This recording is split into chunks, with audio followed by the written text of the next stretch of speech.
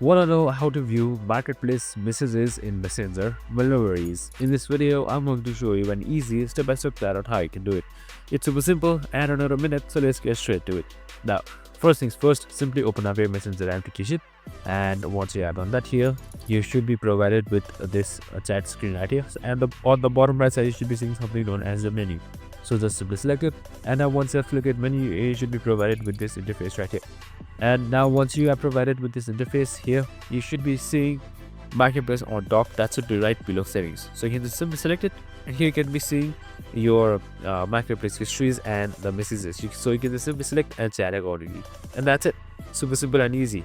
I hope this video helped. If it did, make sure to like, subscribe, and tune in with us for more of these videos.